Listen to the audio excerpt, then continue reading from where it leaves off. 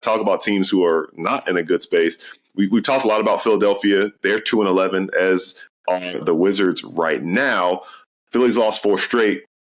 Rumor has it Tyrese Maxey maybe called out Joel Embiid in a players-only meeting. We got some people saying it was pretty bad. We got Lou Williams saying it was overplayed, fair or foul. What are your thoughts about Tyrese Maxey using his voice to call out the 2023 MVP? I respect the hell out of it. Like, Tyrese Maxey is a guy, like, he's still so young, and it's like, you know, he's really trying to like make himself a leader in that locker room. And I think that, like, yes, obviously Joel Embiid is the best player on the team. Yes, Paul George is probably a future Hall of Famer, but it's like Maxey is the guy who, if he wasn't hurt the way that he is right now, he's showing up every single night. And I'm sure that he is one of the hardest workers on that team. They probably see it every single day in the weight room, in practice, everything like that. And it's like, yeah, okay, you can take Joel Embiid's word because he's a former MVP and the best player on the team, but like, the other guys in the locker room are going to respect a guy like Maxey stepping up and saying something like that, because he's the one that's there every single day putting in the work. So, like, you know, we're not in the locker room. We're not at practice. I have no idea if Embiid is actually showing up late to all these events, you know, maybe just going through the motions when he's there, not taking it all that seriously when he's not healthy and you know, not around.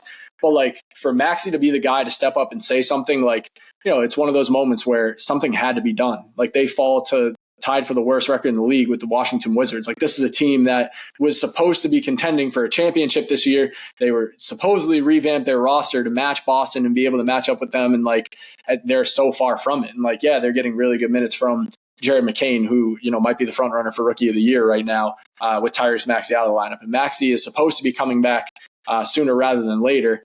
But like, you know, it's tough to judge this team fully because we still haven't seen Maxey, Paul George, and Embiid on the floor at the same time. Like, that is going to be a completely different team, safe take, when all three of them are on the floor at once. But at the same time, like, they've already dug themselves into this grave that they're in early in the season. It feels like left and right, there's news coming out of that locker room of just bad vibes, honestly, which, you know, goes far enough in its own. And then on top of that too, like, I don't know if you've seen the stats that have been out there on Twitter, but it's like the track record of teams that have started a season 2-11, not very good. Like, I think it was like only 3 teams have ever made the playoffs and no team has ever won a playoff series. So like, yes, it's early in the season. Yes, there's plenty of times to turn it around. Like you said, the East is bad enough that you're 1 5-game win streak away from being back in the playoff picture.